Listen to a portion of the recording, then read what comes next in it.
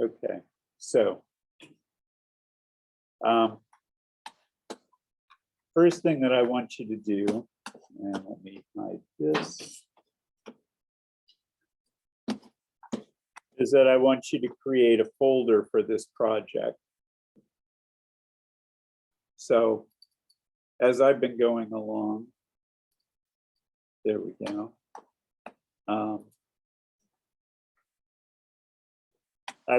I have a class folder, and inside that class folder, I have a folder for every one of the projects that we're going to be working on. And it's just, as I think I was saying on the first day of class, that it's really useful to do this with your classes and keep your files in folders and separated by projects so that you can find things easily and not spend a lot of time having to go searching for things. The other thing is, if you remember, InDesign does not save images inside of itself. If you use an image in an InDesign project, you have to keep a copy of that original photo, and you need to keep it in relationship to where it originally found it. Otherwise, you get broken links. And when you go to print something, you get low res output and things look all pixelated, and it's not good.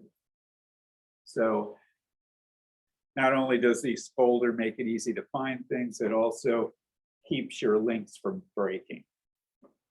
Okay, is there any question about that? That all makes sense? Okay, so I've got a folder here for my project 5. Okay, inside of that folder, I actually have a folder I'm calling images.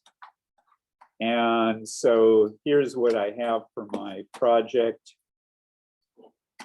What I would do is I would take all of your images and drop them into the images folder like that. Oops, they did not go in the images folder, so I'm going to fix that. So they go in the images folder like that. And then I'm going to have a text folder file here for my document. And I'm going to put it in like that. And you'll also save your InDesign file into the open folder separate from the images. And when you're working in the real world, you could have a project where you have like 20 different InDesign files.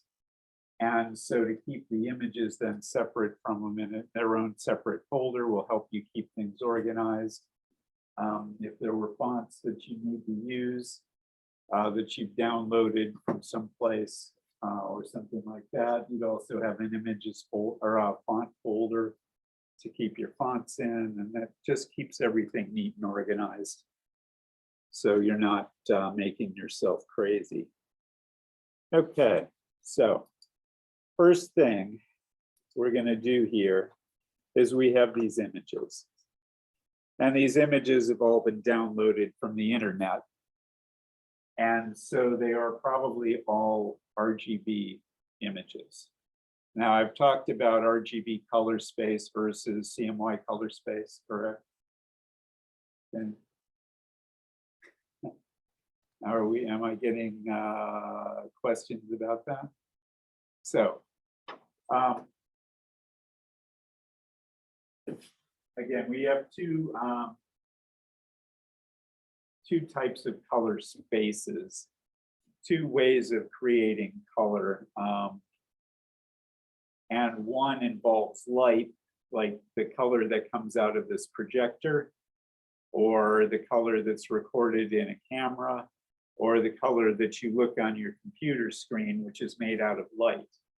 And so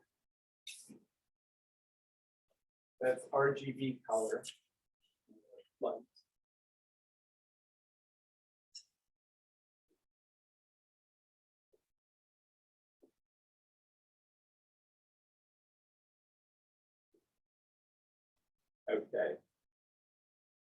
And then we also have what's on the printed page, which is made out of ink. And that is CMYK color. Okay.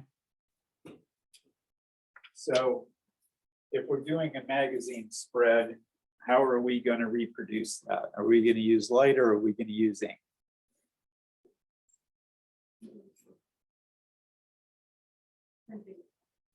Okay, so we're printing, so we're going to use ink. All right. Now, and if we're pulling images off the web, how are they being reproduced?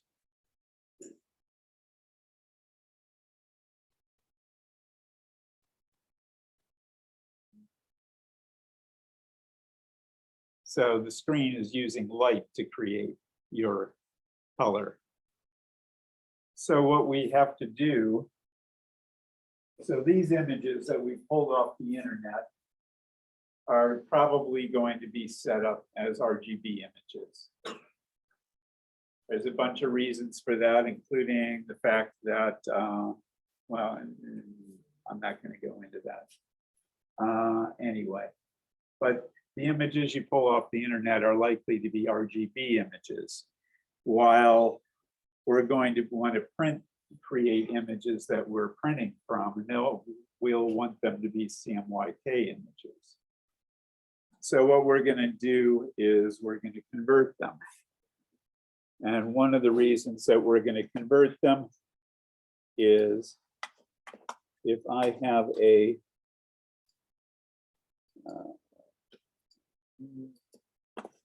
image web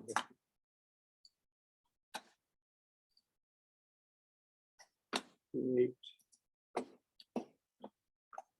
So if you open up a file in Photoshop, you'll see on this tab up here that indicates that this is the file, and it'll see if it's RGB or CMYK. There actually are some other color spaces available, but CMYK and RGB are mostly what you're going to see. And if I take this image, there's a pink bucket. Okay.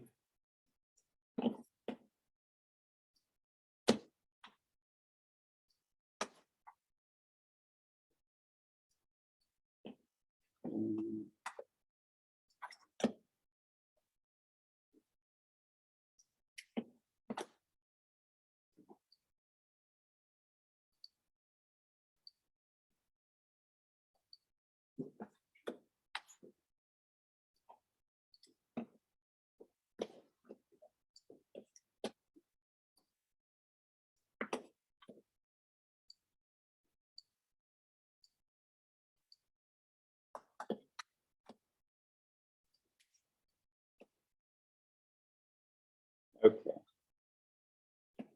So here are some colors in CMYK. So we're going to convert this image to, I'm sorry, this image is an RGB. If we take and we convert this to a CMYK image, look what happens to the colors. So what happened to the colors? Okay, got a little darker, got a little duller, less saturated. So if you're a graphic designer, and for instance, so there again is RGB, and there's CMYK. So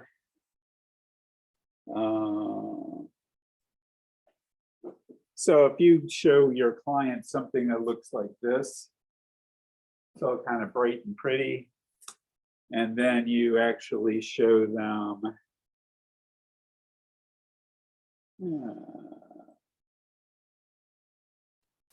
and then you actually hand them something printed and it looks like that, they might not buy that. They may say, no, that's not what you showed me.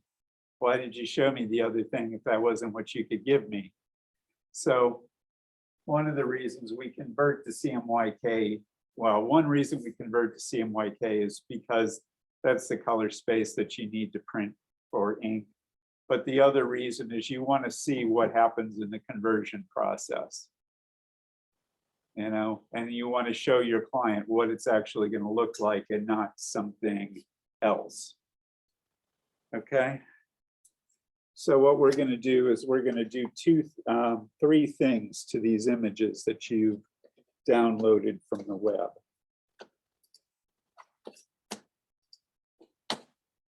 And the three things that we're going to do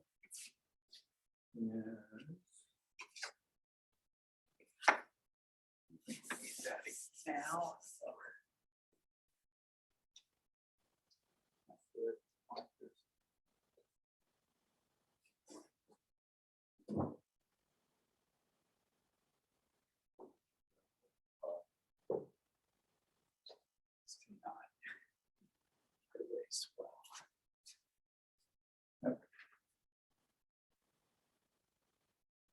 So,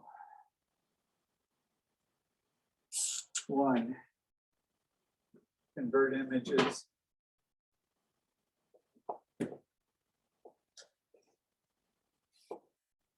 To CMYK. To, we're going to reset the dimensions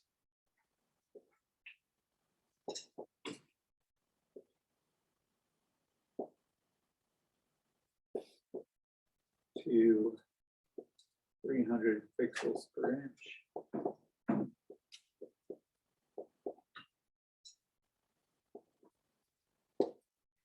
And then 3, save as .pst.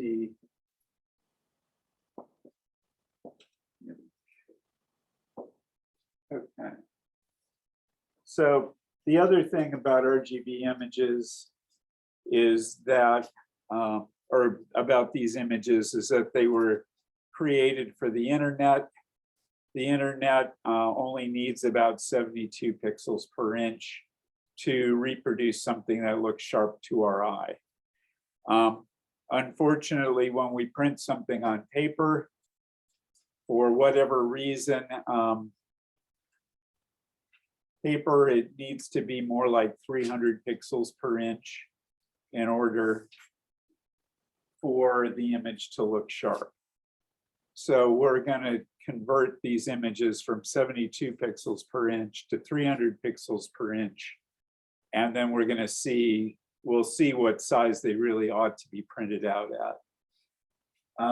And then finally, these images are also mostly, let me find that. So these images are mostly JPEG images. Now, the thing about JPEG images is that it's a compression format. The idea when they created JPEGs was that you needed to take an image that had a lot of color and a lot of size to it, and you needed to make it really tiny so that it would go over the internet quickly. Because back in the day when JPEGs were created, computer modems,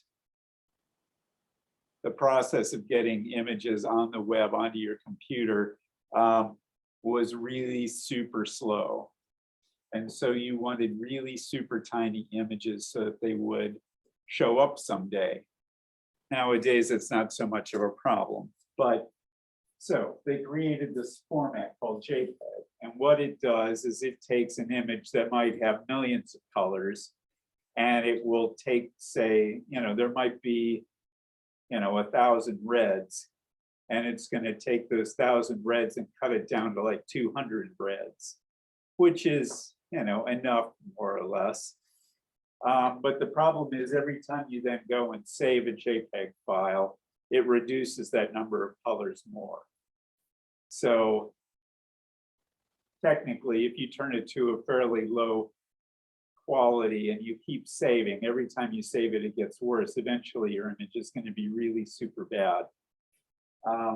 So one of the things we want to do, the third thing we want to do, besides resetting the CMYK to RGB to CMYK, changing it to 300 pixels per inch, we also want to stop this loss of quality. And so we do that by saving it as a Photoshop format, and then Photoshop compresses the image but doesn't lose any of the original color. And we can keep editing a Photoshop image and the image won't degrade just from the saving process. Does that make sense? Okay. All right, so what I'm going to do is I'm going to take this image here and I'm going to drop it on Photoshop.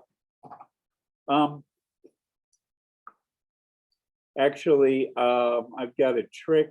I know it works on the Mac. I'm not sure if it works on the PC as well.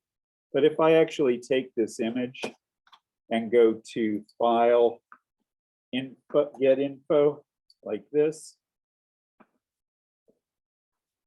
there is a pull down called Open With. And you'll see that these JPEG images, or most any image, has a default program that they open in. And I can actually take this and change it from opening in Preview to opening in Photoshop, like that. Click Change All, continue. And now if I want to open these, I just have to click them once and they'll just automatically open in Photoshop. Or you can take the individual images and drag them down onto Photoshop. Or you can open up Photoshop and then use Photoshop to open the images. Okay? Anyway, so I have an image here. And you'll see at the top that it says RGB. So I'm going to want to change it to CMYK. So to do that, I go to Image, Mode, CMYK. Image Mode, CMYK. So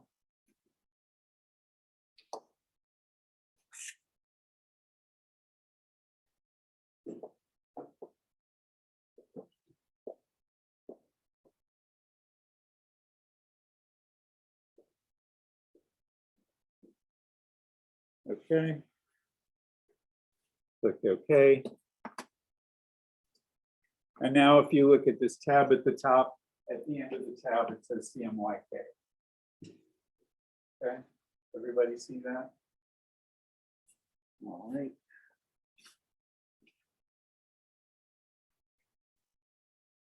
Next, we're going to go to image size, not canvas size, but image size. And we get this dialog box. And the first thing we want to do is turn off resampling right there.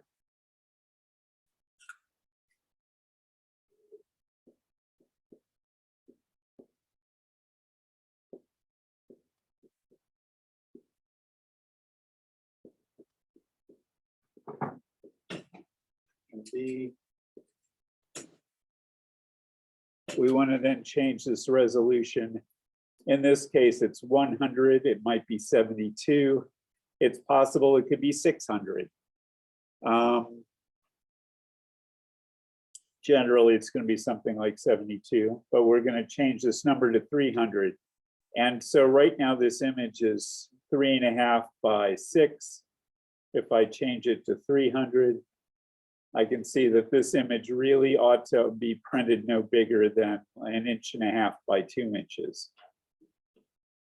And I'm going to click OK.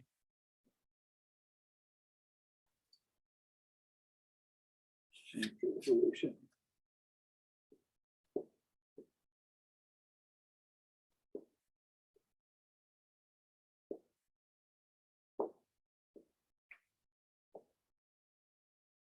Okay, and then finally, I'm going to go File, Save As. It's saving into my Images folder. And instead of JPEG, I'm going to change it to Photoshop. And click Save. And you'll see this is saving as a .psd image. And I'll click Save. Now, something else that's really super useful. On the Mac, we would go to Finder Preferences, click Advanced, and tell it to show all file name extensions. On the PC, I think you look at the top of your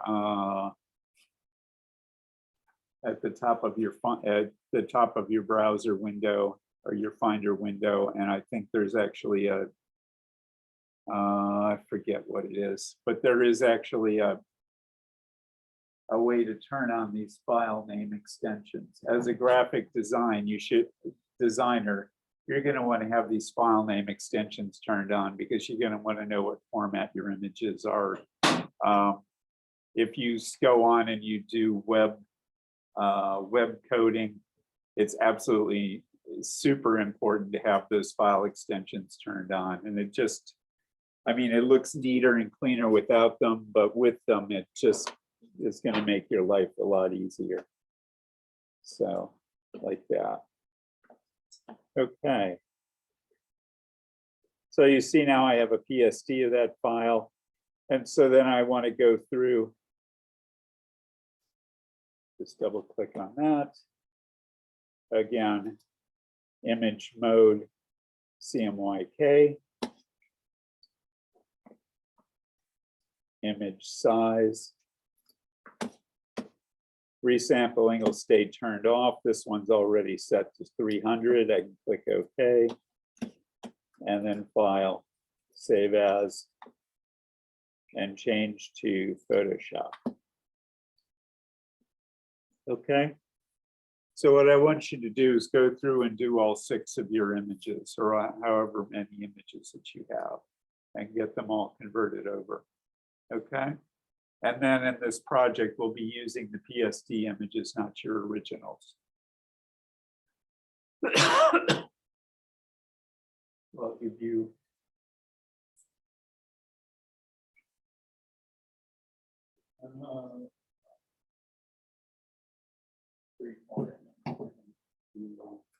that.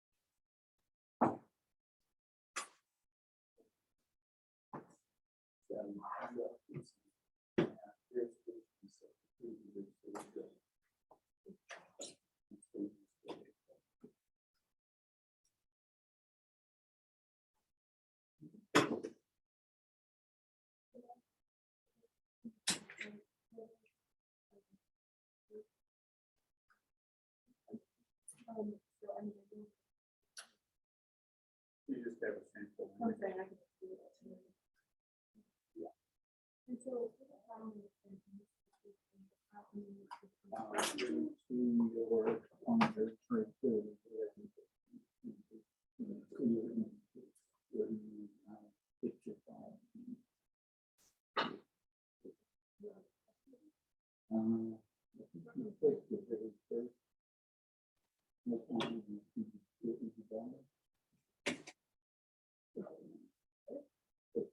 Oh, it's not.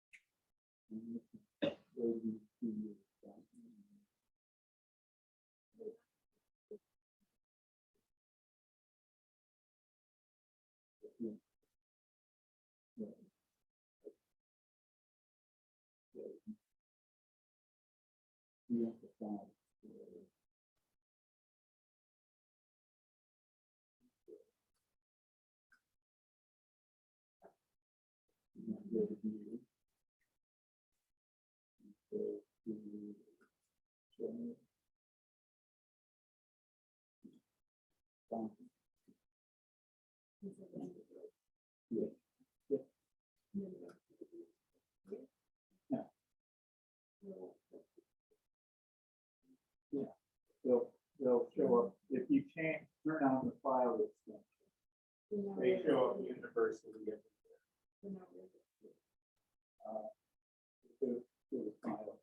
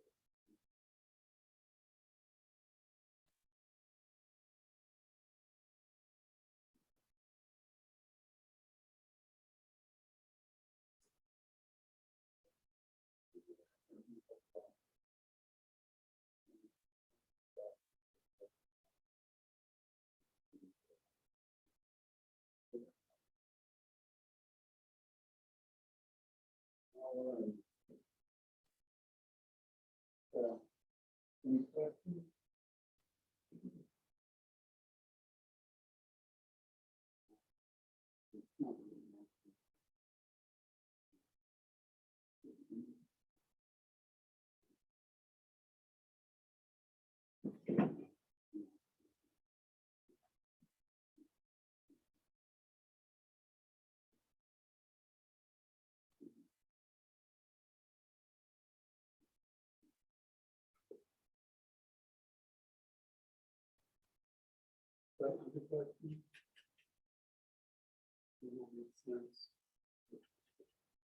All right, so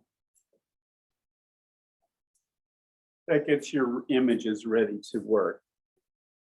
The next, I'm going to go to InDesign.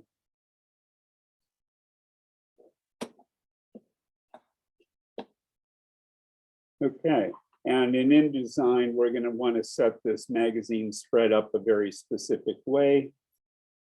So I'm going to go to File, New Document. You want to go to Print.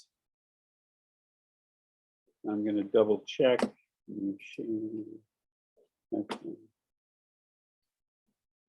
Okay. Print. So first change the units to inches.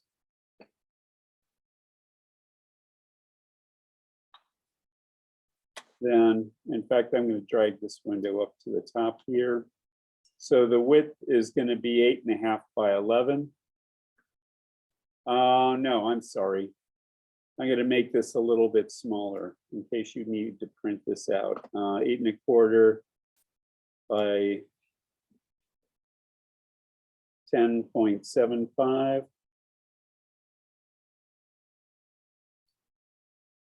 Okay, orientation is portrait. Pages is 2 pages. We're going to leave facing pages on. In this case, we turned it off for the last project, but here we're going to turn it on. Now, I'm going to jump ahead a little bit, so don't do what I'm about to do, but I'm going to turn this on.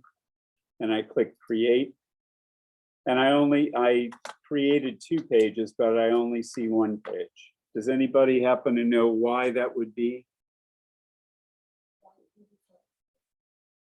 Yes, very good. Okay, so when we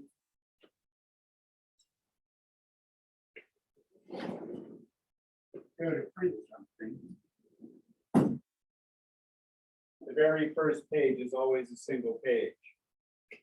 Okay, and then everything inside is spreads all the way through the rest of the document, except the very last page, which is again a single page. Okay, so InDesign is set up so that you always get a first single page. And there's a way to trick it. And so we're going to take and trick this. So give me a second. I'm going to just do this over again. File, New Document, Print, inches, 8.25, 10.75, 2 pages. And instead of starting it on page 1, there's an option here to start it on page 2, and then we'll get a spread. Now, I talked last class about grids, correct?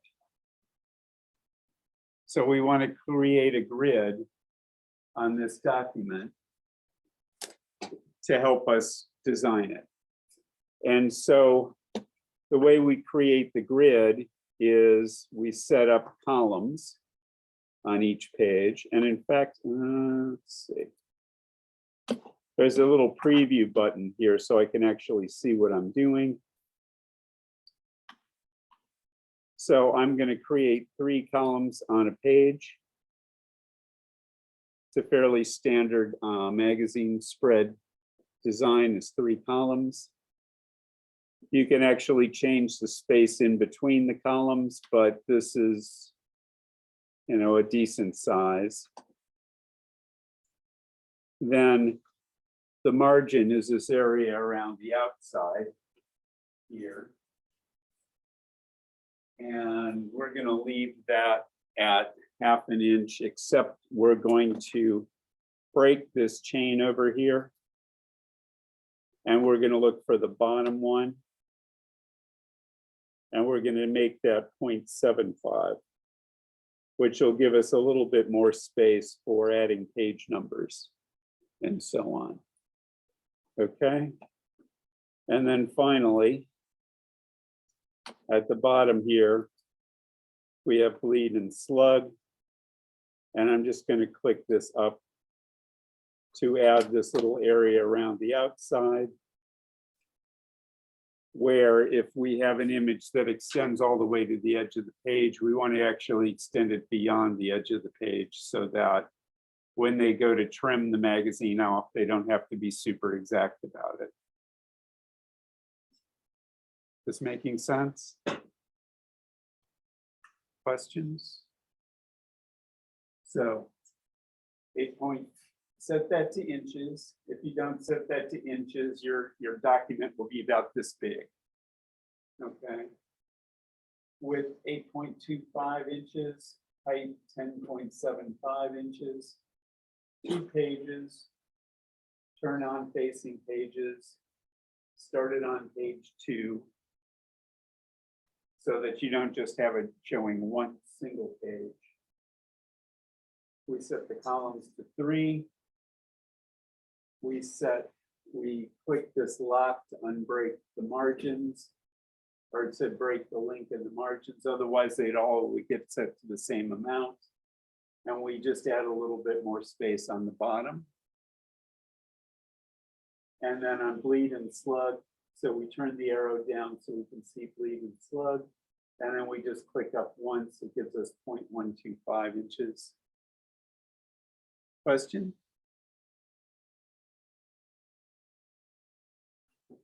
And so, and it should look something like this. Okay. Is anybody not getting that? Okay.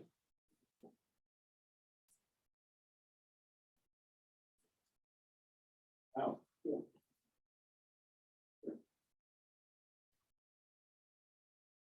Here, actually,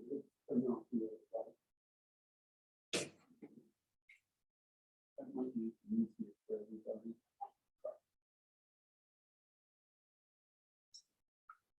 Is that okay that I turned out the lights?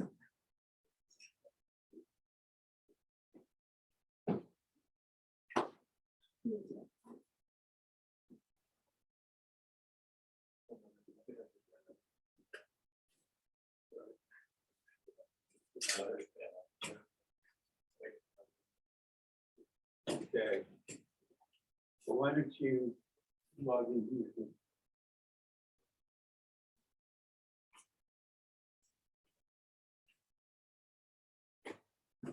Okay. Questions?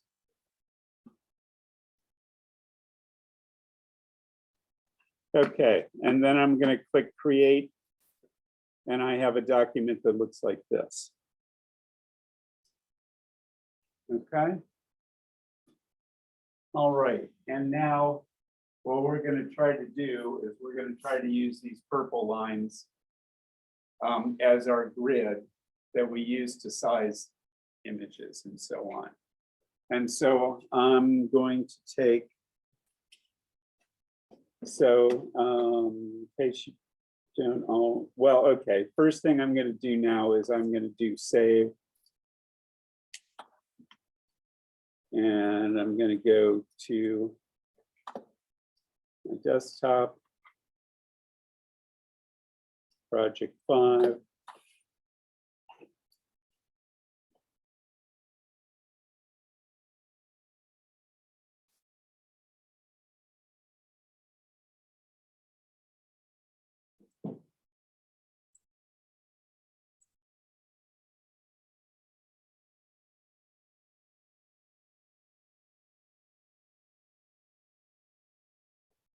Okay, and save it into the folder.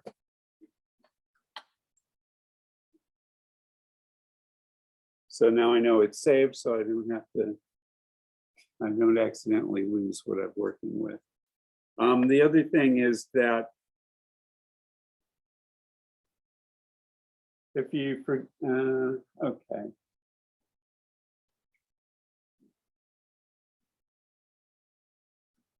sort of an ideal situation here is if you have a flash drive or something like that to be working directly from your flash drive.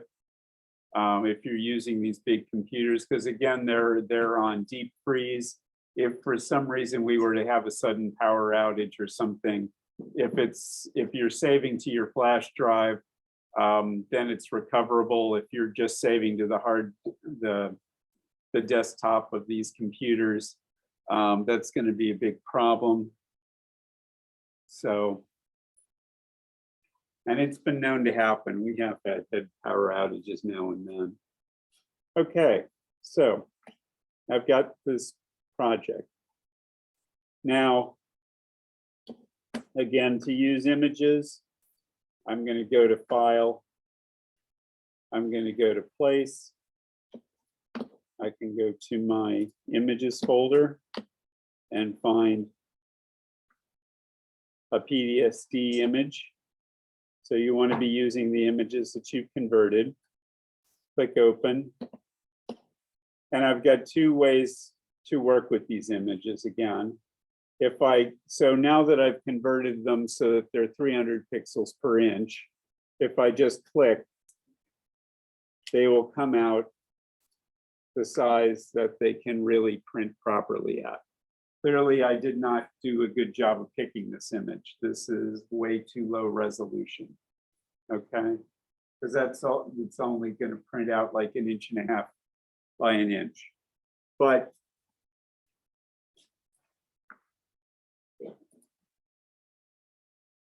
I can also go File, Place.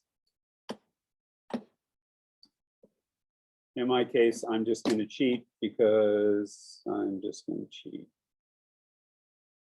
So I can just take and drag it out to whatever size that I want to make it. Okay. And then if you want to resize it later,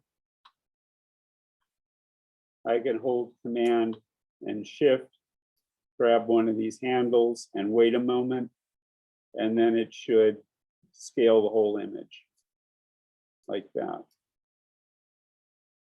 Okay.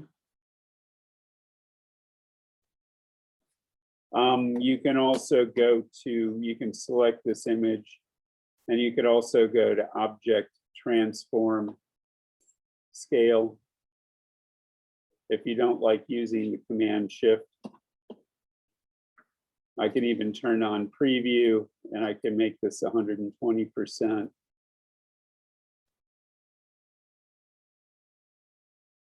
Or 90%.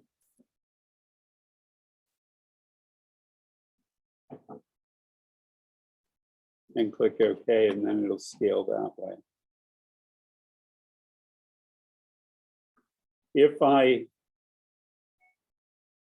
accidentally just hit like the Command key and I grab something and I stretch it accidentally, to solve that, I would go to Object, Fitting,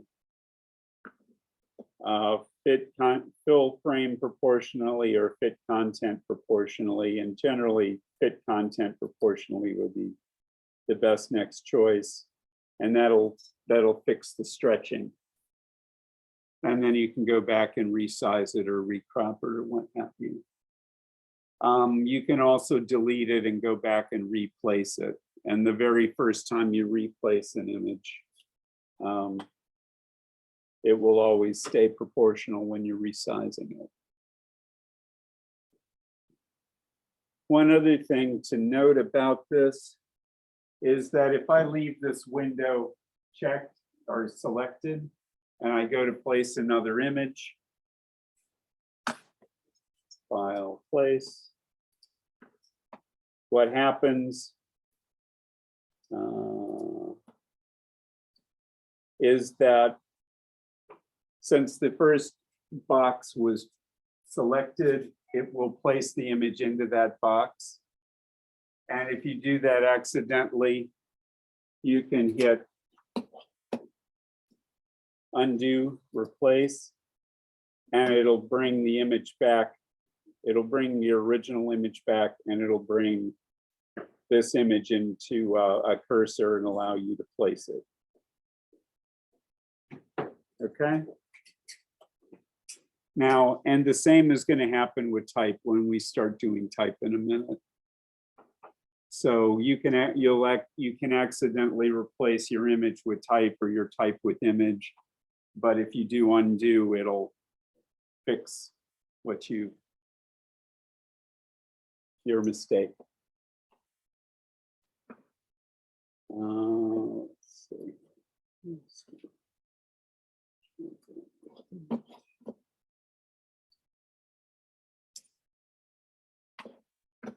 Okay.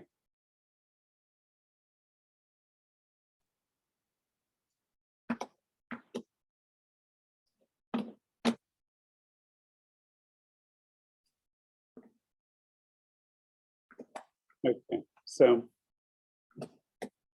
next, to add a headline, you're just going to click the type tool, and I would just create a text box across the type.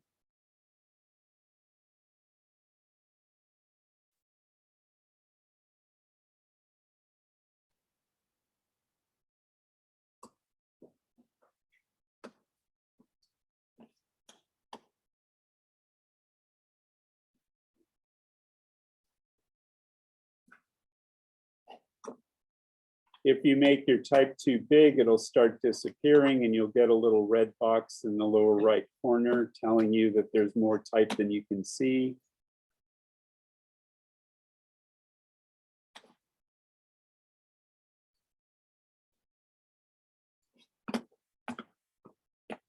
I'm going to go in and see. So again,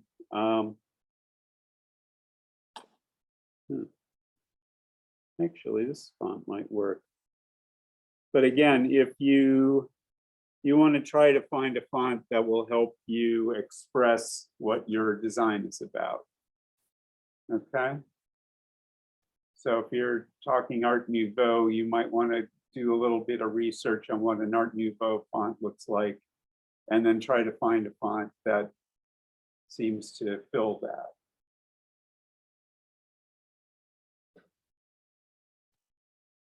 So that's pretty good for what I'm looking for. I can reduce the size until it all fits.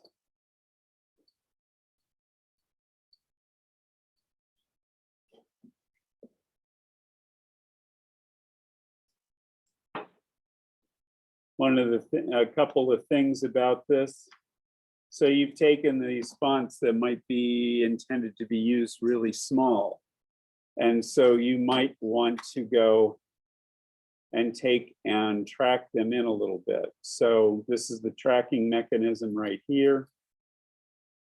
You might also want to go to the kerning mechanism and change it to optical, which will clean up a little bit of the kerning. Notice that since I tracked it in a little bit, I can make it a little bigger. The other thing is, when you've enlarged type like this, the default leading, so there's this thing called leading, which is the space from the baseline of this piece of type to the baseline of this piece of type. Okay. The default in InDesign is 120%, which works great for text type. But when it gets to be something like a headline like this, that's usually way too much space. And so I'm probably going to go here and I'm going to try to move these a little bit closer, particularly in this case when there are no descenders underneath the text. So can anybody tell me a letter that has a descender?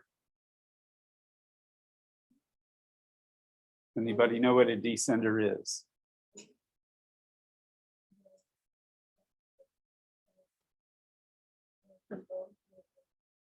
Right, below the baseline. So like, okay, so like a P. Okay. So if I had like, I'll just misspell this for fun, but if this was, oh, okay. And these are all initial caps, so this won't work at all. But if I had, if I check in different font, like this one, if there are no descenders like that, I can tighten this up a whole lot more than if I have like a letter P there. And then I might want a little bit more space. Or if it was like a P there, I definitely need to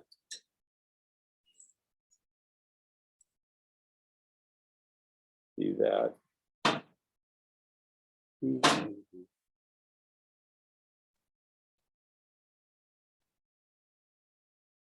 So, okay. So, got a headline.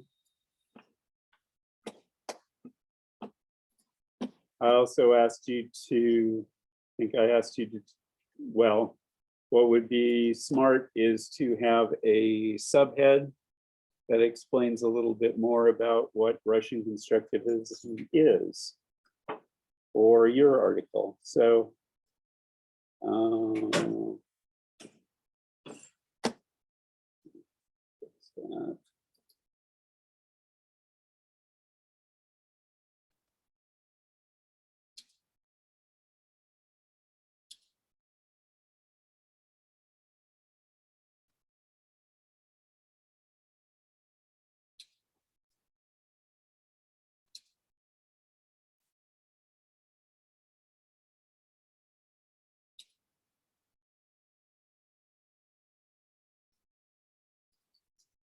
so I'm going to use, sure.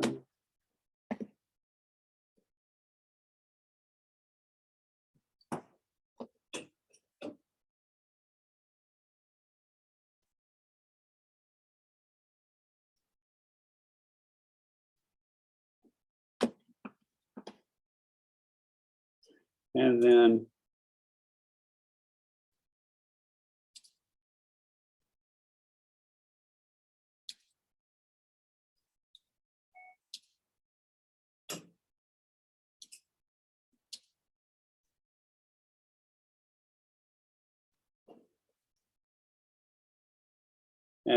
probably a byline. Well, no, a byline. You want to, you just wrote this great history paper about your time period.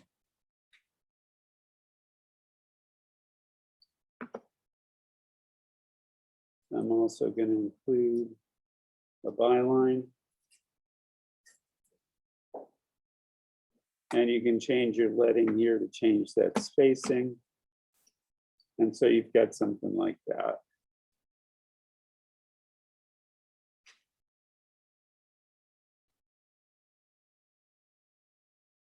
And I'm putting this headline in here like this. That doesn't mean you have to put the headline in like this. Because I'm doing the subhead like this, doesn't mean you have to do the subline like this. I'm just giving a simple demonstration. Okay.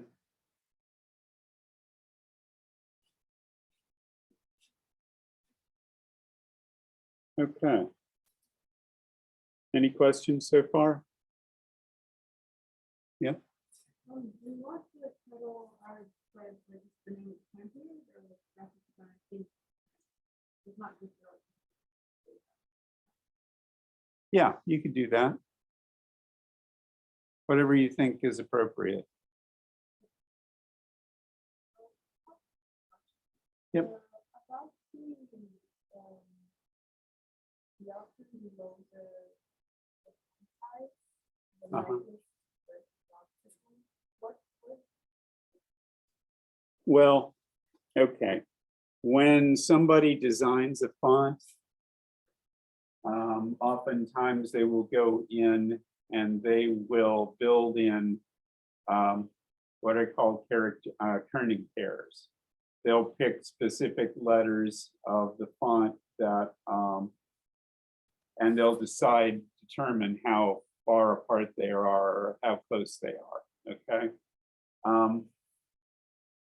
Generally, the more you pay for a font, the better quality of the font, the more kerning pairs there will be. And so your type will probably appear, if you spend more money, your type will probably appear correctly spaced without going in and reworking it. If you have a cheap font or a free font, generally they'll have just a few kerning pairs, if any, and your type might look a little bit not nicely kerned. And so what InDesign did is they actually came up with some kind of algorithm that goes in and attempts to smooth out the kerning on fonts. And it'll smooth out the kerning on cheap fonts. It'll smooth out the kerning a little bit on expensive fonts, but it's its own thing. So it's probably a good thing to just turn on automatically if you're doing something like headlines. If you're doing body text, it's not so important, and it would waste a lot of computer power, like kerning, you know, a page of text, as opposed to just a headline. For headlines, I'd probably automatically turn on optical. And then if you still don't like the kerning, if you think something isn't spaced right, you can actually go in and override the optical kerning and space it the way you want it to be. But it's, you know, it's just going to automatically probably look better with optical turned on. You just don't want to turn it on all the time. Okay. Good question. Okay. Next. I'm gonna wait a moment till Sam gets back. So.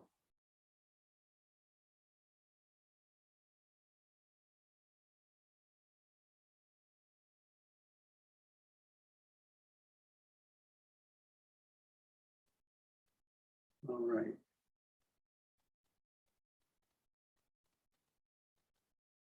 Now, as I think you learned a little bit when we were working with the previous project, project 3. Here's project 3.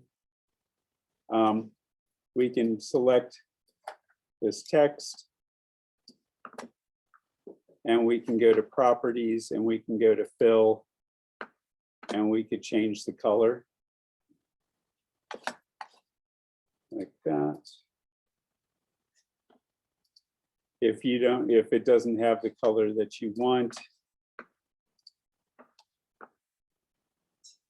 you can go to the bottom and click this little piece of swatch, and it'll create a new color swatch. You can double click on it. You want to make sure that the color mode is set to CMYK, and then you can change the colors of this particular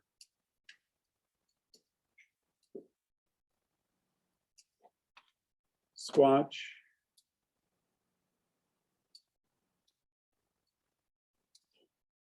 Click OK, and then you have another color.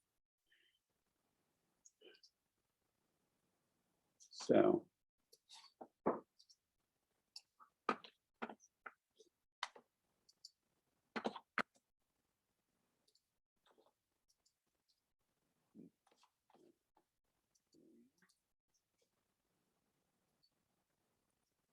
Okay.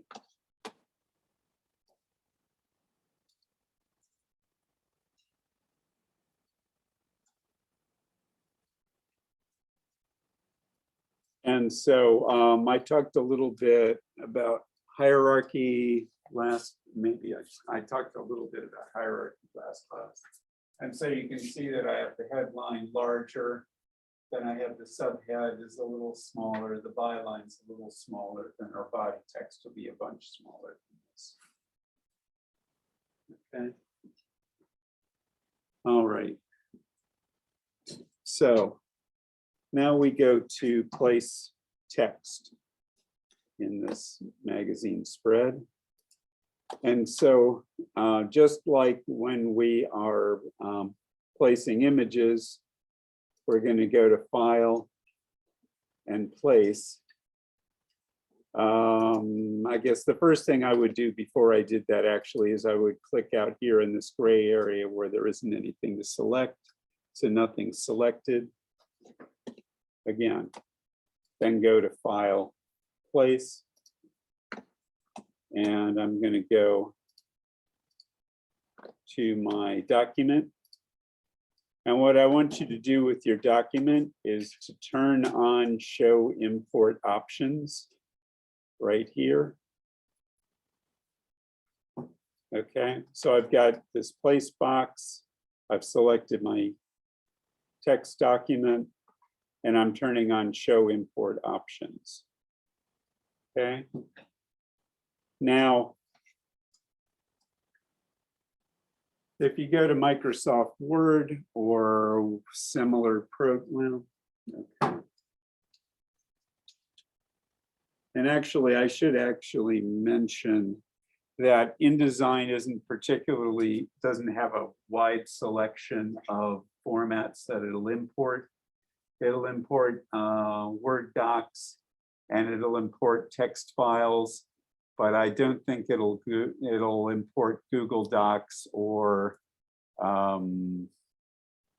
Apple Pages files or things like that. You generally have to take them and export them, save them out as text docs or Word docs. Okay. Anyway, so I got that selected. I've got Show Import Options turned on. I'm going to click Open. And because I have import options turned on, it gives me a bunch of information about what I'm going to do. I don't know if any of you use styles in Microsoft Word, but hang on a second. Let's see. MS Word.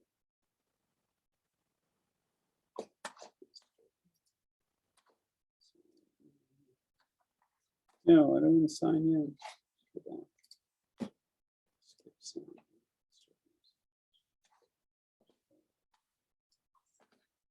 Create.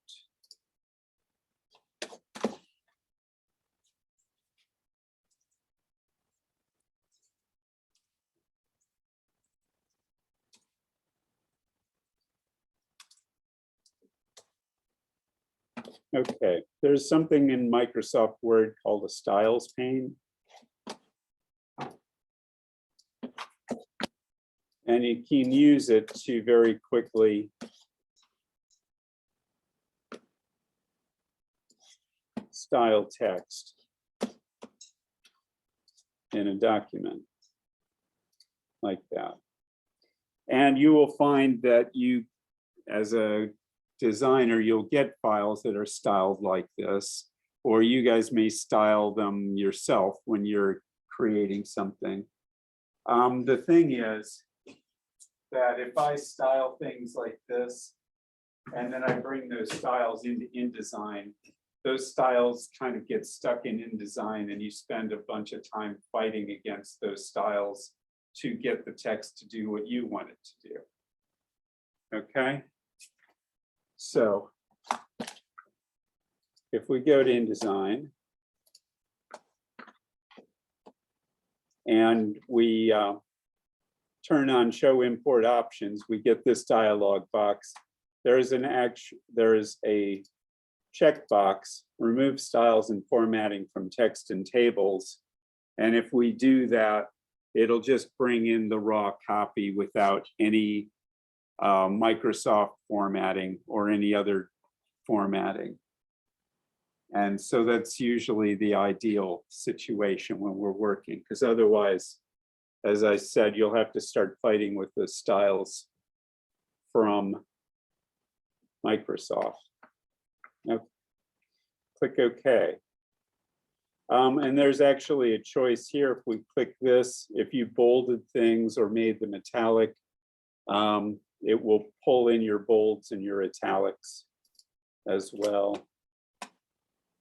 But oftentimes it's not worth it. So I click OK. And I get a cursor that looks about like this. And so to place the text, I click and I drag, and it gives me a box like that. And that box is filled with text. Okay. Now, and then the trick is, you'll see the little red box at the bottom. It says that there is, it says that there's more text here than that we can see. Okay, so a little red box, more text than we can see. What we want to do is we want that text to then come up here and come down. Okay, and we want those text boxes to be linked. So what I'm going to do is I click on that little red box and I get my cursor filled with text again, and I bring it up here and I bring it down.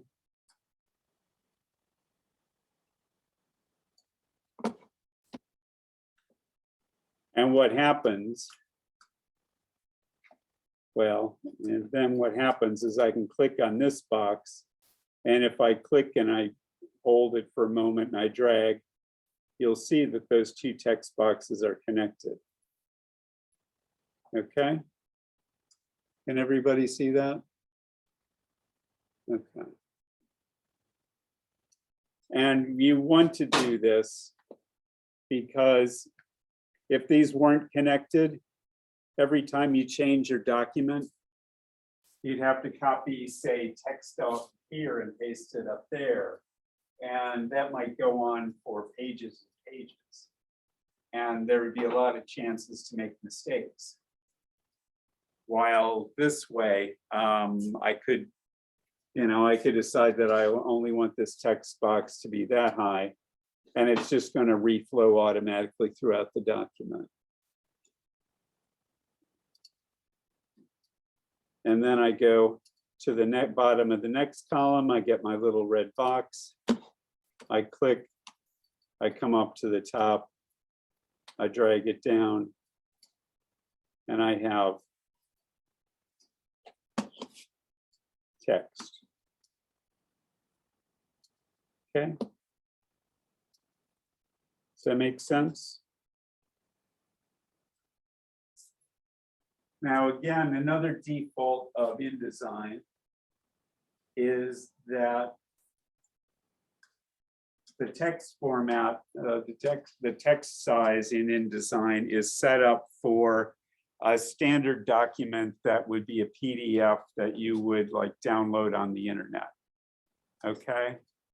In reality, so this text, if we go over here, okay, hang on. I got to click in here.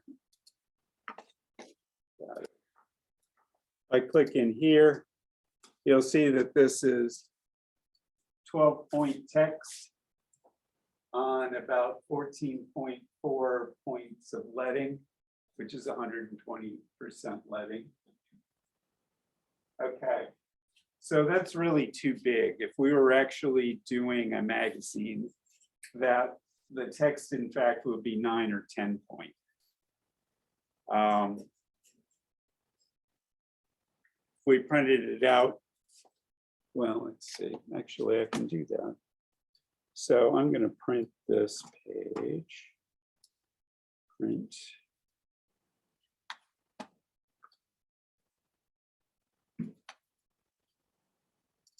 So how do you get one for next column?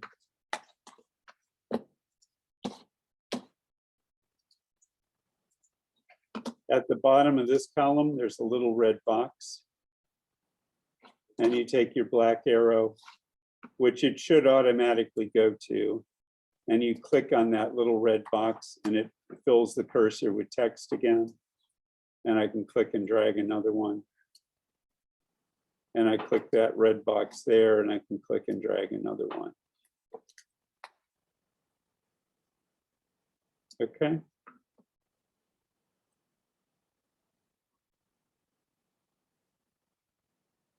Is it working? Okay. All right. So next thing is that this text is larger than it ought to be. So if you put your cursor in this text box and you go to edit, select all, it'll not only select the text that we can see, but the text that we can't see, because there's more text here than we actually needed. And so that's then, I can then go over here to the point size of the type and bring it down to 10 point, and that's closer to the size that it ought to be.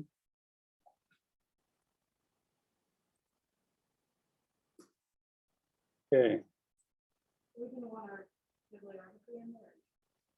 No.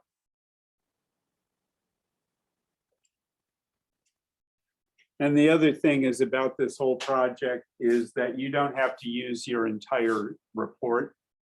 We're assuming that this is a standard magazine design. You'd have a little bit of the text on the opening spread, and then there'd be more on succeeding pages, and we're just not going to design those pages at this moment. Okay. All right. Two other things I want to do with this text. Generally, magazines. So the default, again, in InDesign, is the text is flush on the left-hand side, and you can see that it's not flush on the right. This is called flush left rag right text. But magazines usually will justify it, have it line up on both the left and the right-hand side. So to do that, I can go to my paragraph control and I can click. They give you a bunch of options, but the best one to pick is generally going to be this first one, justify with last line aligned left. And I click like that. And then the text is now aligned on both sides. Okay.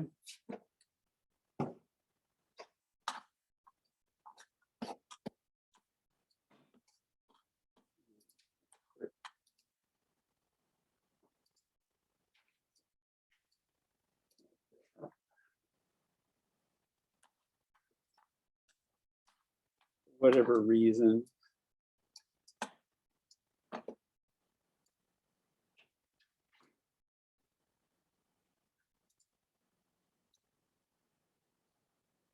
Mine doesn't seem to be aligning quite right.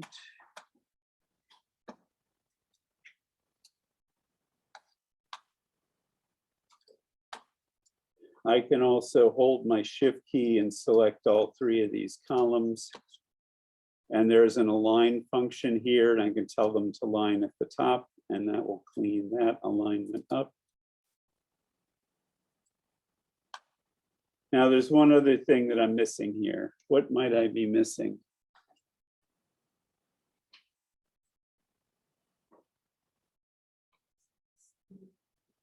Sorry? Well, images, yes, that too. How can we usually tell that a new paragraph starts? Okay, all right. Now, most of you are probably used to like typing a space or a tab or something like that at the beginning of paragraphs. We don't do that in InDesign because we actually have a feature. I can select all this type and all And under paragraph options, I have a control here that moves everything in on the left. I have a control that moves everything in on the right. But this one right here at the beginning of this second set, what it does is it indents the paragraphs. And that way your paragraph indents can be consistent. You don't have to worry about whether you typed one space or two spaces or what have you. Okay. The option here indents the bottom line, in which you will probably never ever use that control. Okay.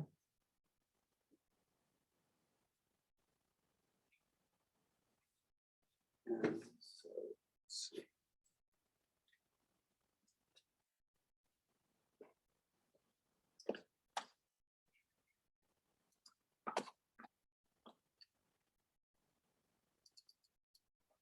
Then I'm going to clean this up a little bit.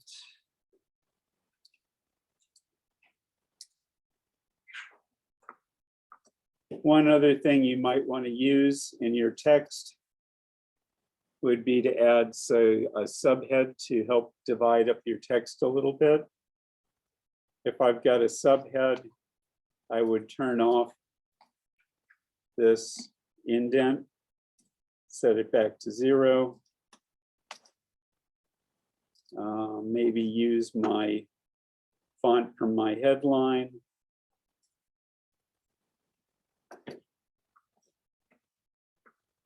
In this case, I'd want to set it to flush left because it was spacing out so strangely.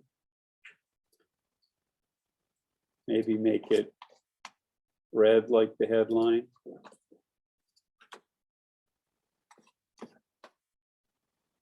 And also there's a feature where you can turn off hyphenation, because something like headlines, subheads, and so on should not be hyphenated. So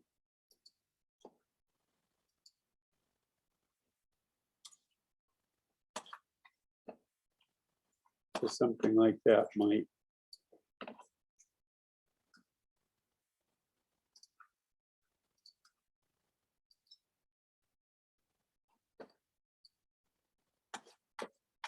help break up the text.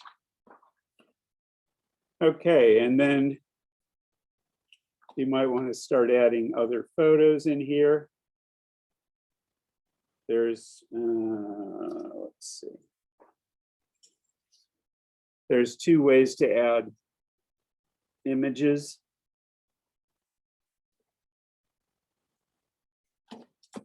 I could go File, Place, Image.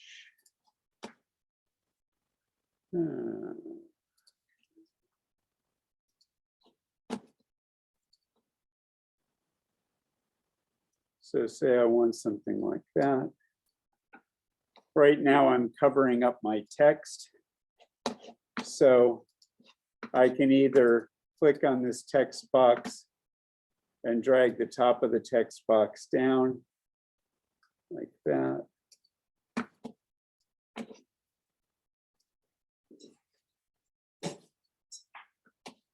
So that the text isn't covered up by the image.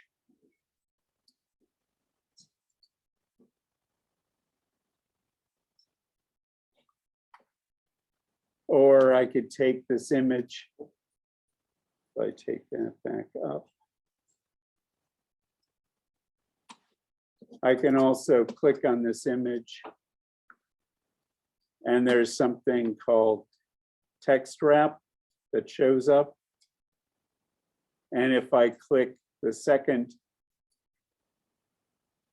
box, what happens is that it pushes the text away from underneath the image. And if I click on the options underneath it, it actually, I can determine how exactly far away it's being pushed. And what you'd want to do is try to get this text to line up across the alleys.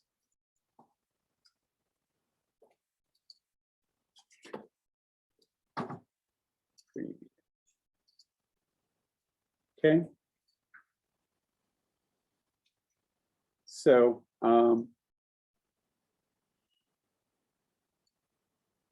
so what I'd like you to do is spend the rest of the class experimenting, playing around with this, doing some initial formatting, making sure the text is 10 on 12, picking what fonts you might want to work with. Since this one's Russian constructivism rather than a serif font, I might want a sans serif font.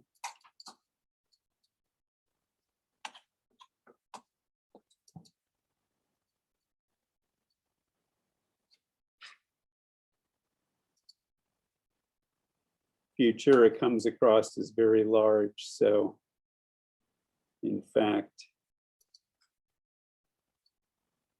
you might want to make Futura 9 point.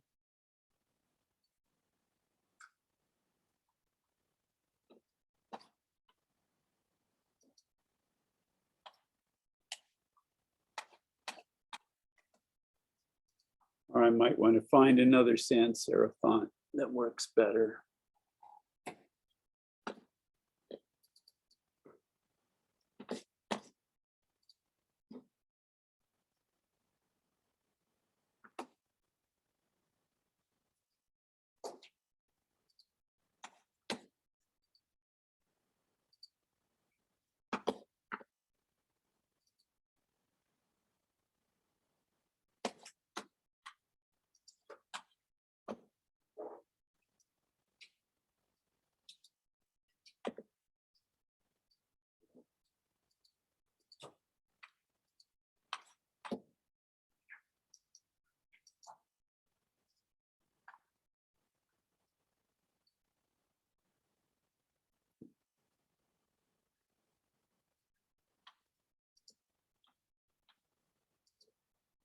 And one thing I just want to suggest is once you start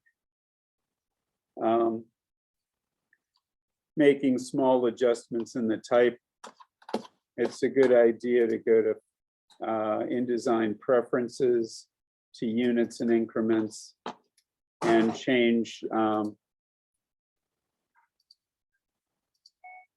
the unit of measurement to picas, because it allows you to make much smaller adjustments than if you leave it set on inches.